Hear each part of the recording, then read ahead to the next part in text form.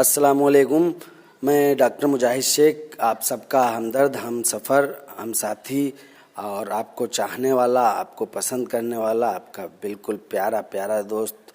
आपकी आज कुछ गुफ्तगू करेंगे कि अल्लाह ताला का बहुत लाख लाख शुक्र है और लाख लाख एहसान है, बहुत ही रहमो करम है कि हमको मुसलमान के घर में पैदा किया और हम मुसलमान हैं, ये हम ईमान वाले हैं, ये बहुत ही अच्छी बात है। और अल्लाह का हमको बार बार जो है शुक्र अदा करना चाहिए, क्योंकि हम किसी अन्य धर्म में, अन्य जाति में पैदा नहीं हुए। एक हम मुसलमान के यहाँ अपना जन्म लिया है, तो ये बहुत ही आला बात है, अफजल बात है। हाँ, बात करते हैं कि अल्लाह ताला का एहसान हम नहीं मानते हैं। किस लिए नहीं मानते हैं? एक वजह है, एक कारण है, और वो कारण क्या है कि हमको ईमान नहीं है, हमको अल्लाह का खौफ नहीं है, अल्लाह की पहुँच का अंदाज़ा नहीं है। इसलिए अरे दोस्तों, अल्लाह ताला ने हमारे जितने भी पुर्जे बनाए हैं, जितनी भी हमारे मशीनरी शरीर के अंदर बनाई है, वो सब अनमोल है, उनकी कोई कीमत ही नहीं है। इतनी वो कीमती चीज़ें हैं।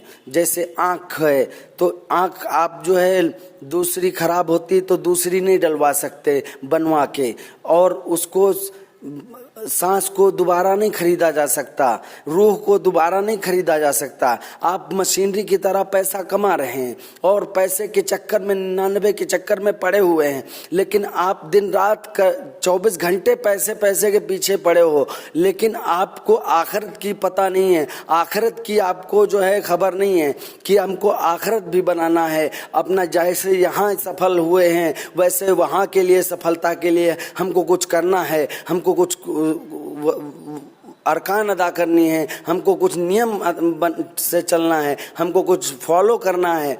तो दोस्तों, यहाँ पे हम गौर फिक्र करेंगे, ना कि लेक्चर देंगे। हम बहुत बड़े कोई समाज सुधारक नहीं हैं, हम कोई बहुत बड़े वक्ता नहीं हैं, हमने कोई कोई डिग्री नहीं ले रखी है इसके बोलने की, और हमको कोई बहुत ज़्यादा मालूमात नहीं। हम भी आप में से जैसे एक हैं और आपके ही जैसे हैं, हम भी गुनाह करने वाले हैं, हम भी गुनाह करते हैं। तो दोस्तों, सुधर जाओ, संभल जाओ। जो हमारे दिलों के अंदर ये जंग और ये कालिख लगी हुई है, इसको हमको हटाना होगा, मिटाना होगा। हमको एक कलमे वाले और हमको अच्छे इंसान बनना होगा, हमको अपने दीन की गौर फिक्र करनी होगी, और हम इस तरीके से गौर फिक्र करेंगे तो इंशाअल्लाह हम कामयाब हो जाएंगे, इस दुनिया में भी और आखिरत में भी। साथियों, अल्लाह ताला ने हमारे एक एक जिस्म का पुर्जे को बड़ी बारीकी से संवारा है, बहुत बारीकी से बनाया है। मैं आपको उदाहरण देता हूँ, मैं आपको एग्जाम्पल देता हूँ कि ये हम मान लीजिए हमारे भौं के जो बाल हैं, ये भी बिना वजह के नहीं बनाया अल्लाह ने, इनमें भी कुछ अल्लाह की मसलियत है, तब जाके ये भौं के बाल बनाए। वरना जरूरत नहीं थी कि आंख के ऊपर जो है पलक है, पलक के ऊपर भौं है, और आईब्रो इसको इंग्लिश में कहते हैं, इसको बनाने की जरूरत नहीं थी, ये बाल उगाने की जरूरत नहीं थी। लेकिन अल्लाह ताला ने जब उगाए हैं तो कोई ना कोई रीजन रहा होगा, कोई ना कोई कारण रहा होगा। कारण कौन है? कारण ये है दोस्तों कि हम जब काम करते हैं, मेहनत भरे काम करते हैं और मशक्कत करते हैं, तो हमारे जो सर से पसीना सीधे आता है, वो सीधे हमारी गंदा पसीना, वो खराब पानी, वो बदबूदार, वो बेकार, वो नमकदार, वो खराब, वो गंदा हमारी सीधे आंखों में पानी न चला जाए, यानी पसीना न चला जाए। इसलिए बाल हैं कि बाल वो ऐसे ढाल बना के और हम ऐसे पसीना को पोंछते हैं, और ऐसे हमारा पसीना जो है यूं टपकता है। आपने देखा होगा, आप पसीने में तरबतर होते होंगे, शराबोर हो रहे होंगे, लेकिन आपके माथे से, खोपड़ी से आपके जो पसीना निकलता है वो सीधे आपकी आंखों में नहीं जाता, क्योंकि अल्लाह ताला ने वहां पे सुरक्षा के लिए सुरक्षा कवच बना दिया। अल्लाह ताला ने वहां पे बाल उगा दिए, और बाल उगा दिए इसलिए ताकि बंदे के आंख में वो पसीना ना चला जाए, जिससे कि उसकी आंख खराब हो जाए। तो हमारा पसीना आता है, फिर यूं ऐसे चला जाता है, ऐसे आके हमारी दाढ़ी तक पहुंच जाता है। हम क्या करते हैं, उसको ऐसे पोंछते हैं। और दोस्तों, अल्लाह का फजल है, अल्लाह का रहमो करम है कि हमको बहुत सी बारीक बारीक नियामतें दी हैं, लेकिन वो अनमोल हैं। साथियों, हाथ बना दिए थे अल्लाह ताला ने, लेकिन इस जॉइंट में जॉइंट डालने की क्या जरूरत थी? ऐसे सीधे होते हर इंसान के हाथ। जोड़ नहीं होते, कोहनी नहीं होती, जॉइंट नहीं होता, मोड़ नहीं होता, तो क्या होता? कल्पना कीजिए, सोचिए। मेरे ख्याल से जब हमको भूख लगी होती तो हम खाना खाने के लिए तड़प रहे होते और दूसरे के मोहताज बन जाते कि हमको कोई व्यक्ति आए, दूसरा घर का आदमी आए और हमको खाना खिलाए। कोई घर का दूसरा आदमी आए और हमको खाना खिलाए, क्योंकि हमारे हाथ नहीं मुड़ रहे हैं, हमारे हाथ तो सीधे हैं, कोई मोड़ नहीं, कोई जोड़ नहीं।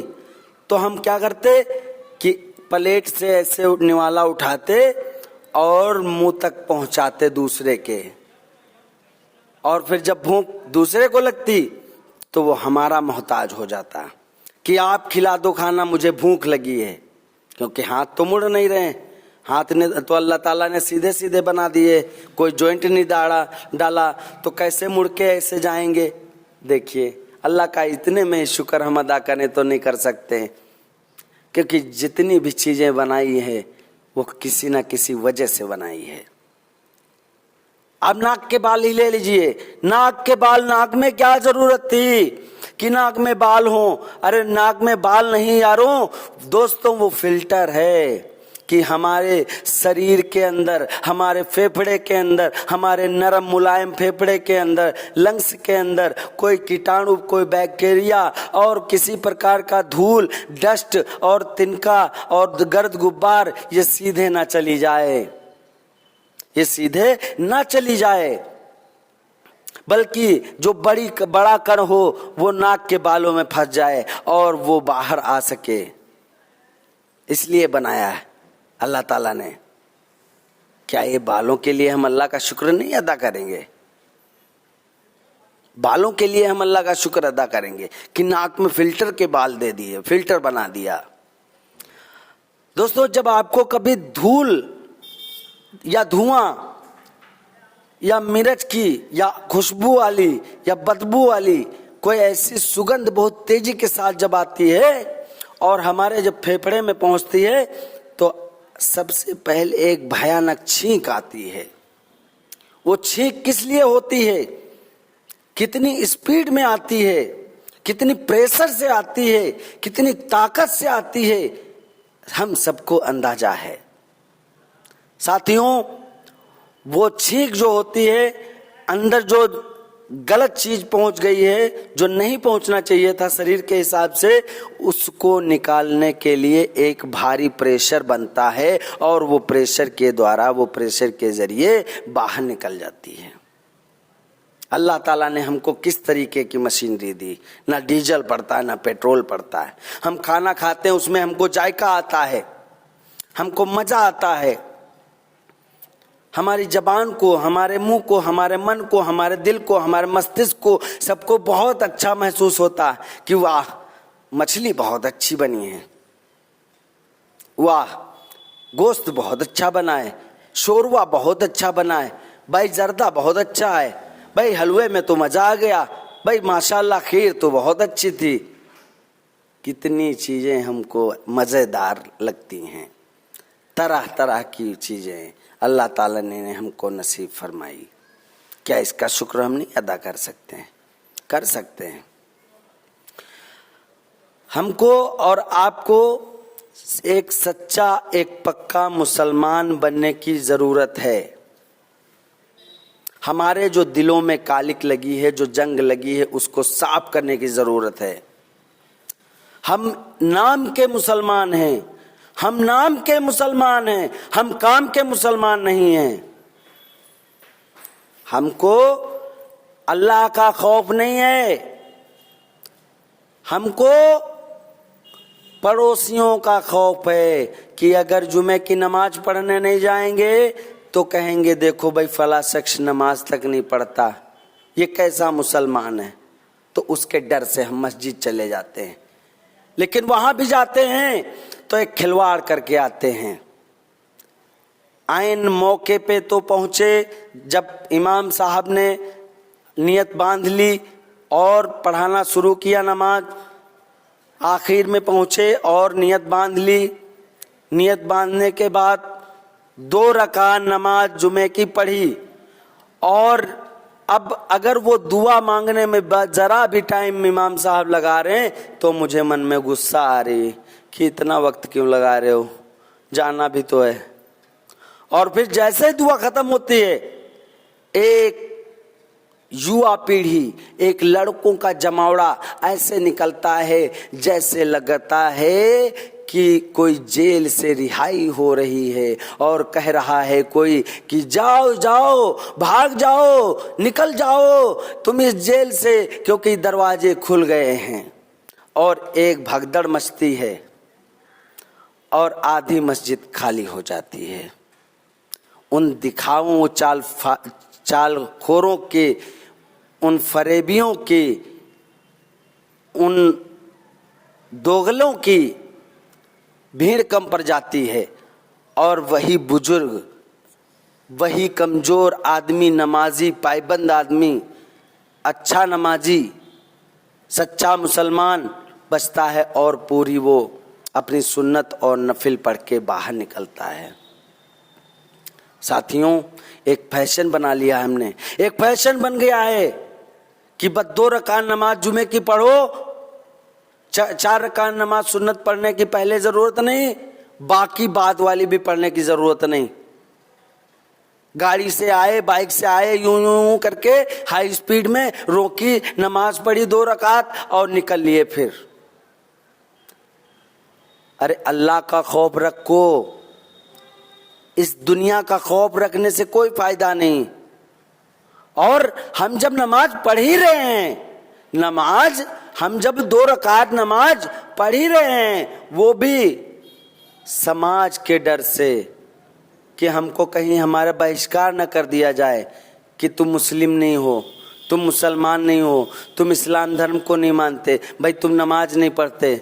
इसलिए दोस्तों, इसलिए हम 2 रकात नमाज पढ़ने जुमे को जाते हैं तो क्यों ना 100 पढ़ के आए, क्यों ना 100% पढ़ के आए, क्यों ना अच्छे से पढ़ के आए, क्यों मन अल्लाह के डर से पढ़ के ना आए, समाज के डर से नहीं, लोगों के डर से नहीं, अब्बा के डर से नहीं, अम्मी के डर से नहीं, बीबी के डर से नहीं, बच्चों के डर से नहीं, हम अल्लाह के डर से, अल्लाह के खौफ से पढ़ेंगे ना इंशाअल्लाह।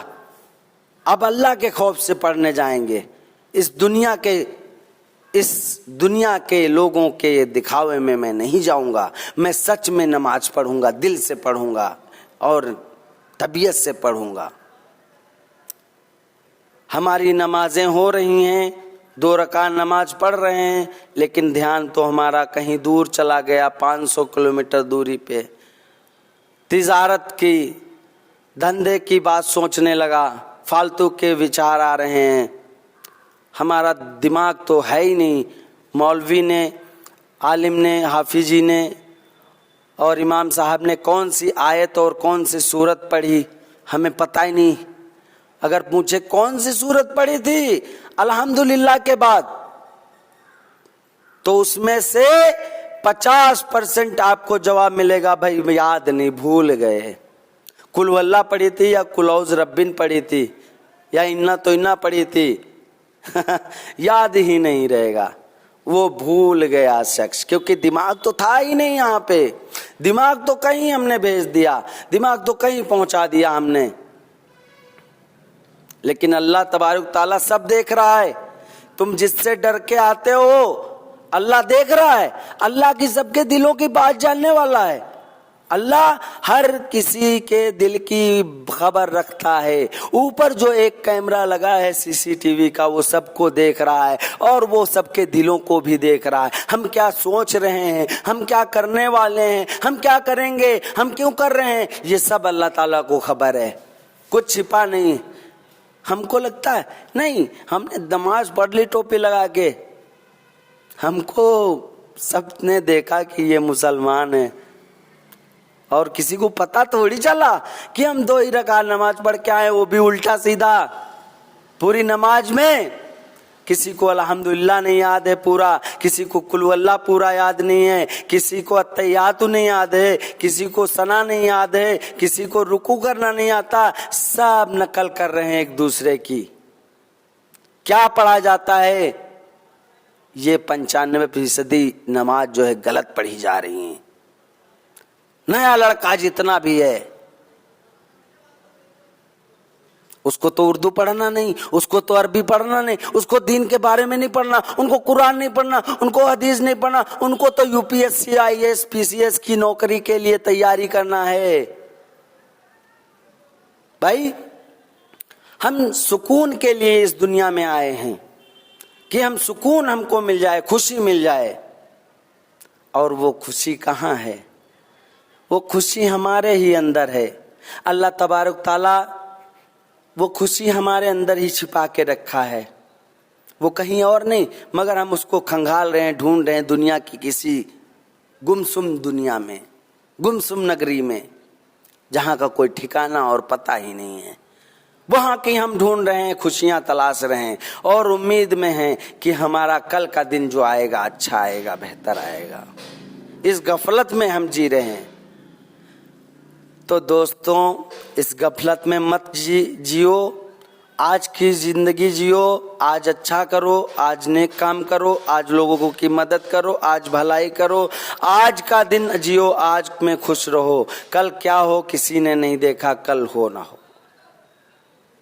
हर घड़ी बदल रही है रूप जिंदगी, धूप है कहीं कहीं, छांव है कहीं, हर पल यहाँ जी भर जियो, क्योंकि कल हो ना हो।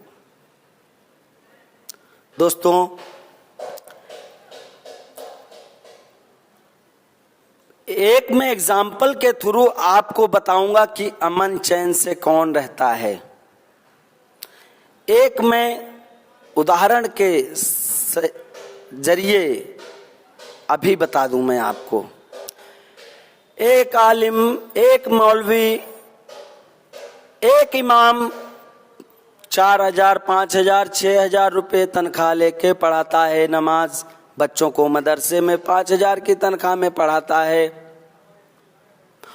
और एक टीचर, इंग्लिश का सरकारी टीचर, जो 70, 80, 50,000 रुपये महीने कमाता है।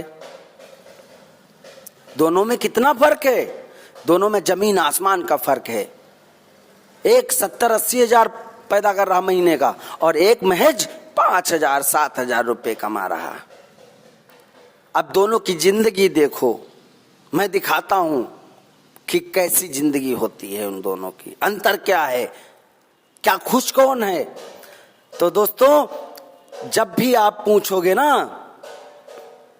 एक मौलवी से कि हजरत पढ़ाते हो बच्चों को मदरसे में, कितना मिल जाता है, तो उसका जवाब होता है हजरत बस 7,000 मिल जाते हैं, अल्हम्दुलिल्लाह, अल्लाह का फजल है अल्लाह का, 7,000 मिल जाते हैं भाई, उसी में खर्चा चलता है। अच्छा जी, आपके हजरत बच्चे कितने? ओ बच्चे जी तो मेरे 7 हैं, 5 बेटियां 2 बेटे, अल्लाह का करम है, सभी ठीक है। अच्छा जी, अब चलते हैं हम एक इंग्लिश टीचर के पास, उससे पूछते हैं, तो साहब आपकी तनख्वाह कितनी है? अरे भाई तनख्वाह तो है 70-80 हजार रुपये, लेकिन बड़ी परेशानी होती, बहुत नौकरी कठिन हो गई है, दिन रात मशीन की तरह काम करना पड़ता है, ऑफिसों के चक्कर काटने पड़ते हैं, कागज भरते रहो। अच्छा अच्छा, और आपके बच्चे कितने हैं? ओ बच्चे जी तो 2 ही अच्छे। ओ बड़ी महंगाई है, ओ जी खर्चा नहीं चलता। ये हाल है 80,000 पाने वाले का। कहता बड़ी महंगाई है, 100 रुपए पेट्रोल है, वो बड़ी महंगाई है। 2 बच्चे हैं, बस 2 के ऊपर ने बच्चे तो 2 ही जी अच्छे। उसके लिए महंगाई है, उसको सुकून नहीं है। वो उसकी दवाइयां चलती हैं 10,000 20,000 रुपए महीने की, उसको नींद नहीं आती, नींद के लिए टेबलेट लेनी होती। मखमल का गद्दा तो खरीद लेता है 80,000 वाला टीचर, पर उसको नींद कहां से खरीदेगा? तब वो नींद डॉक्टर की नशे की गोलियां खाकर सोता है। और वही अपना 7,000 वाला मौलवी दिन भर पढ़ाता है बच्चों को, और 7 बच्चे हैं, 5 बेटियां 2 बेटे, और मियाँ बीबी खुशहाल हैं, अल्लाह का शुक्र अदा कर रहे हैं हर हाल में।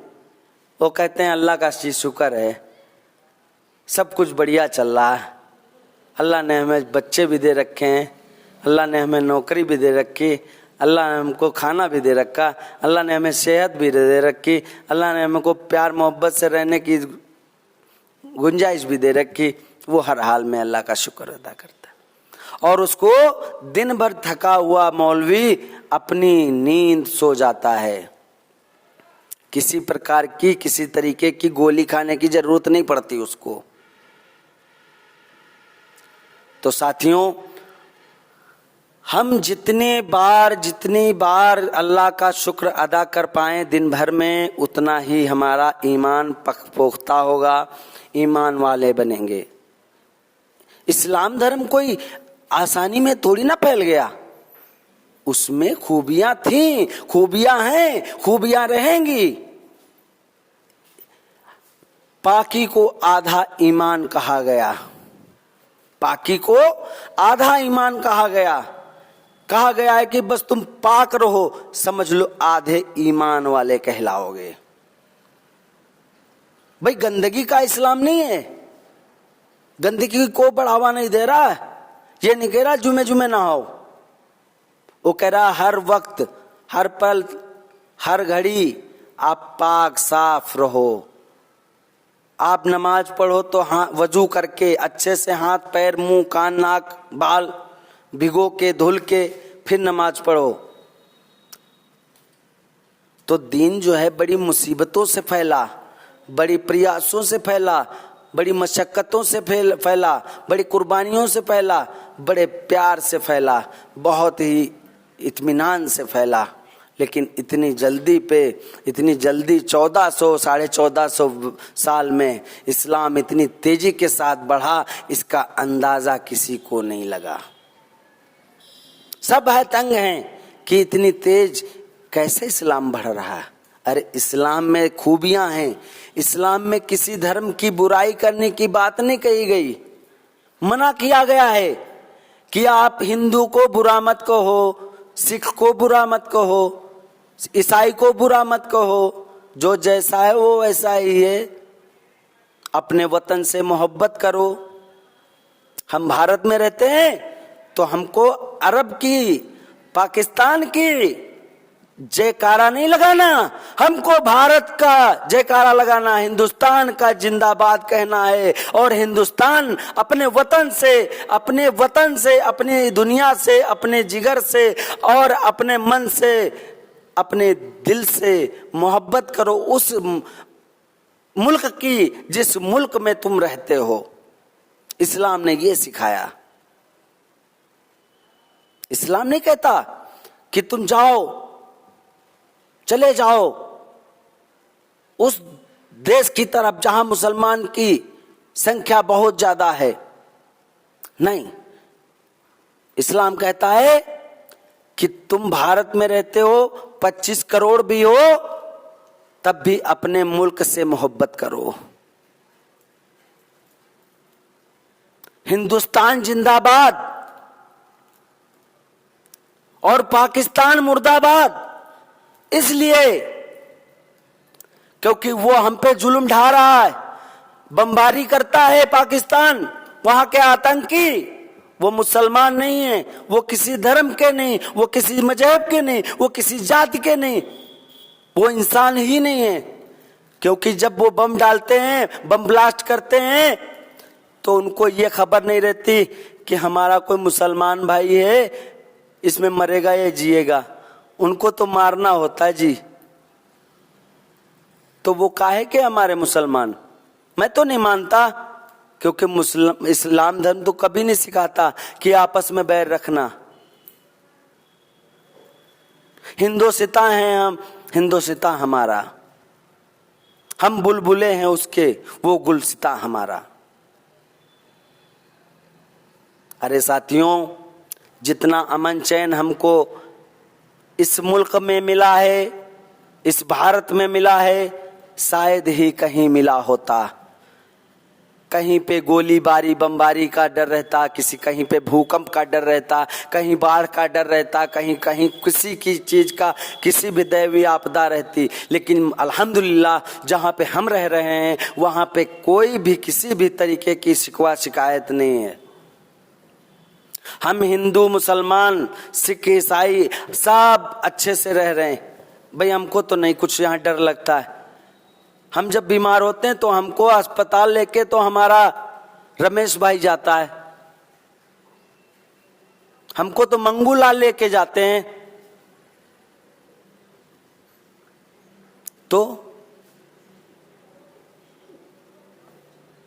हमारा मजहब अलग हो सकता है, लेकिन हमारे दिल अलग नहीं हो सकते हैं। हमारा धर्म अलग से हो सकता है, लेकिन हम लोगों की जो सोच है वो अलग नहीं हो सकती। भाई भारत में हम रहते हैं, हम भारत के गुण गाएंगे, चाहे हिंदू हो चाहे मुस्लिम हो, सब आपस में रहेंगे, बैर कभी ना किसी को दिखाएंगे। साथियों, मैं अपने बच्चों को भी यही शिक्षा देता हूं कि कभी भी मुस्लिम परस्त मत रहना। हर इंसान को मानना जो अच्छा है, हर उसकी वैल्यू करना, इज्जत करना, अदब करना, लिहाज करना, सम्मान देना, चाहे वो जिस जाति धर्म का हो। लेकिन मुझे लगता है कि मैं इस्लाम धर्म में हूं तो मैं फक्र के साथ कहता हूं कि ला इलाहा इल्लल्लाह मुहम्मदुर रसूलुल्लाह, मैं बहुत अच्छे मजहब में हूं।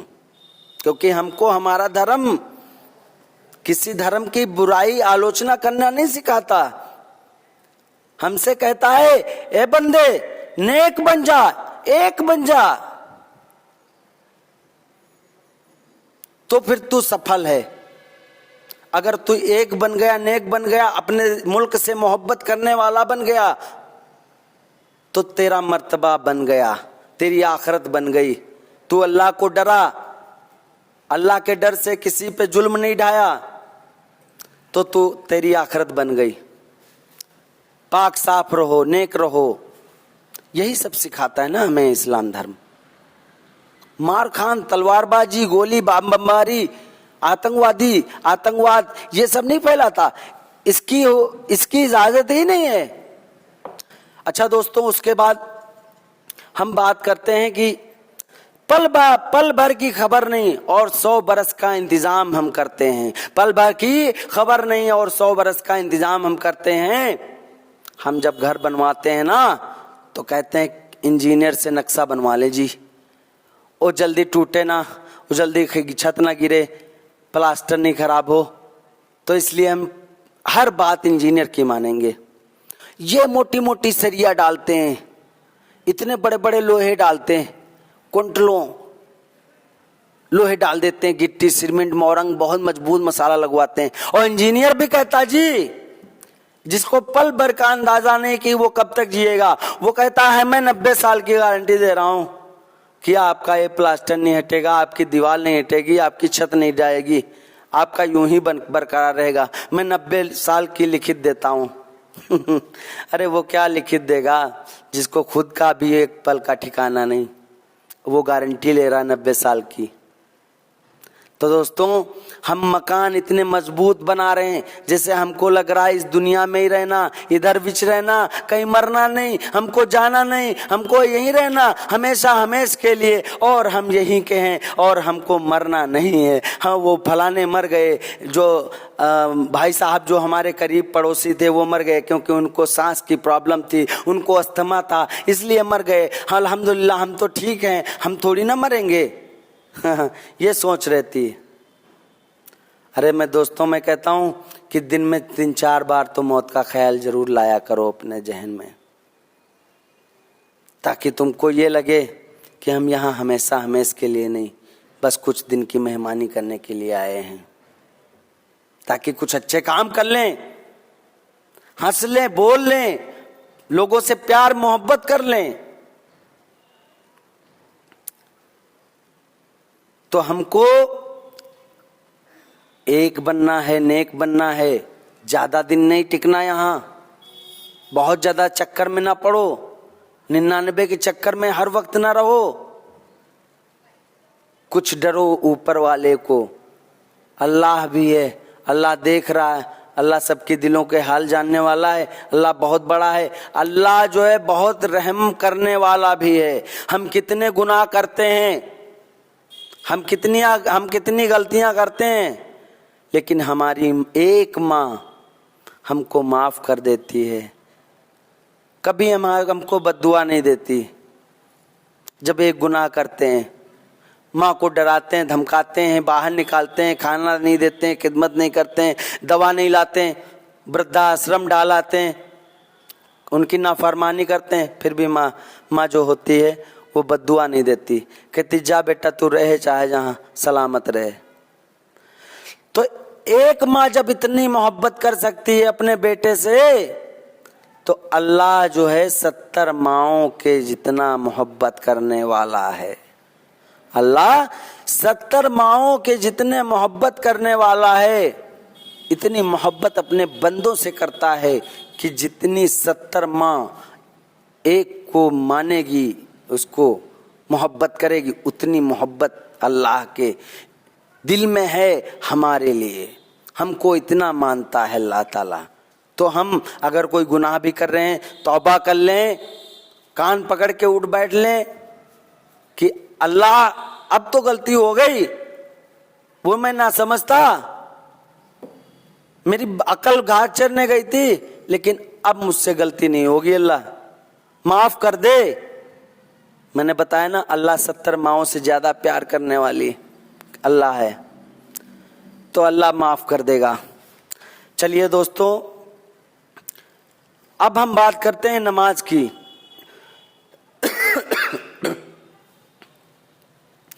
नमाज हमारी 5 वक्त की क्यों रखी गई? तमाम बुराइयों से बचने के लिए, तमाम मुश्किलातों से बचने के लिए, और तमाम प्रकार की बीमारियों से निजात पाने के लिए 5 वक्त की नमाज रखी गई। ये कोई नमाज 5 वक्त का उठना बैठना नहीं, बल्कि ये हमारी एक दवा है कि हम जब तक जिएंगे अच्छे से जिएंगे, हम जल्दी बीमार नहीं होंगे, क्योंकि ये कसरत ही तो है भाई। 5 टाइम आप हाथ मुंह धुल के, पाक साफ होके और साफ सुथरे बन के नमाज पढ़ेंगे, रुकू सुजदा करते हैं, उससे आपको अनगिनत फायदा मिलते हैं। पता है आपको? नहीं पता है? अरे विज्ञान भी मान लिया कि रोजों में जो रोजा रखता है उसको कैंसर नहीं होता है। यानी चीन के एक जाने माने साइंटिस्ट ने यह ऐलान किया कि अगर ज्यादा दिन हम भूखे रहेंगे, साल के कुछ महीने हम भूखे रहेंगे, तो हमारी कोशिकाएं जो हैं, हमारी जो स्टेम सेल्स हैं, वो अपने शरीर को ही खाने लगती है। जब हम भूखे रहते हैं तो सबसे पहले किसको खाना शुरू करती है? सबसे पहले दोस्तों उस स्टेम सेल्स को खाना शुरू करती है जो सड़ा गला बेकार किस्म का मांस होता है, लोथड़ा होता है हमारे शरीर के अंदर। तो कैंसर क्या है? कैंसर एक खराब स्टेम सेल्स है, एक खराब कोशिकाएं हैं। अगर हम भूखे रहेंगे तो हमारा शरीर उनको ही जप लेगा। तो हमको कहा गया कि भूखे रहो, उपवास रखो। इसके पीछे कोई रीजन रहा होगा, ऐसे नहीं अल्लाह ताला ने बता दिया कि तुम रोजे रखो, भूखे रहो। तो दोस्तों हर जगह रोजे और नमाज पढ़ने में हमें नफा है, कहीं किसी तरीके का कोई घाटा नहीं है। हमको नमाज पढ़नी चाहिए और रोजे रखने चाहिए। एक सच्चा पक्का मुसलमान, नेक मुसलमान बनना चाहिए। अल्लाह का लाख लाख शुक्र है कि हम मुसलमान हैं। हमको इतनी इल्म हो जाए कि हमको हराम और हलाल की पहचान हो जावे। हमको इतना इल्म हो जावे कि हमको हराम हलाल की पहचान हो जाए। हमको हराम न खाना पड़े, हमको सूद न खाना पड़े, हमको ब्याज न खाना पड़े, हमको अपनी मेहनत का खाने वाला बना दे अल्लाह। इसके लिए अल्लाह का लाख लाख शुक्र है। चलिए दोस्तों, मैंने एक चीज और देखी, नोटिस की है कि मैंने देखा गांव में 80 साल के, 90 साल के, और मैंने देखा 95 साल के बुजुर्ग जईफ यूं ही नमाज पढ़ रहे हैं, उठ रहे हैं, बैठ रहे हैं, रुकू कर रहे हैं, सजदा कर रहे हैं बाकायदा। उनको अर्थराइटिस नहीं है, उनको गठिया बाई नहीं है, उनको किसी प्रकार का, किसी तरीके का जोड़ का बीमारी नहीं है। वो बहुत अच्छे हैं, अपने आप उठ बैठ रहे हैं, और 90-95 साल की उम्र। और आप जानते हैं कि आज की युवा पीढ़ी में गुनाह करने वाला इंसान का 30 साल में घुटना खराब हो जाता है, और डॉक्टर बोलता है अमेरिका का, ओ जी ऐसे तो नहीं ठीक होगा, इसका तो ट्रांसप्लांट करना पड़ेगा, घुटना बदलना पड़ेगा, इसकी तो गुल्ली और बतासा जो है वो खराब हो गया। बताओ। और एक 90 साल का अपने आप उठ बैठ रहा है, कड़ाके की ठंड भी है, पर उसको अर्थराइटिस नहीं है, क्योंकि वो बचपन से उठ बैठ रहा है, 5 टाइम की नमाज पढ़ रहा है, 50 बार वो उठता बैठता है, कसरत करता है। कहां से बीमारी होगी? मैंने ऐसे लोगों को भी देखा है गांव के नमाजी लोगों को कि वो बीमार तक नहीं होते। मेरे वालिद की बात बताऊं तो वो 90-95 साल में होंगे, लेकिन अब भी जो है ना, एक छोटी सी लकड़ी की लाठी का सहारा लेके चलते हैं। इंसान का सहारा नहीं चाहिए उनको, अल्लाह का सहारा और लाठी का सहारा से काम चल जाता है उनका। अपने आप उठ बैठ लेते, रुकू सिजदा कर लेते हैं। 90-95 साल की उम्र में एक बार भी उनको हॉस्पिटलाइज नहीं होना पड़ा, भर्ती नहीं हुए। और मैं अपनी असलियत बता दूं तो मुझे याद नहीं, मैं 3, 4 या 5 बार 6 दफे कितनी बार हॉस्पिटल में 8-8 दिन के लिए भर्ती रहा। कहीं मुझे डेंगू हो रहा, कहीं मुझे टाइफाइड हो रहा, कभी मुझे डायरिया हो रही, कभी मुझे एनीमिया हो रही। क्या है ये सब?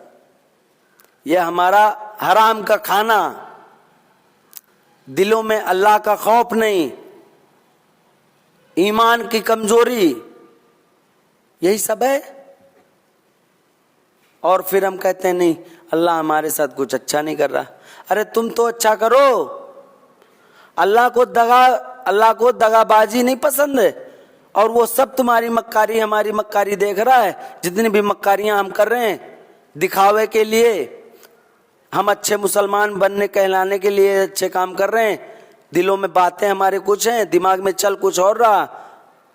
अल्लाह सब दिलों के हाल जानने वाला है। तो हमको जरूरत है एक अच्छे सच्चे मुसलमान बनने की।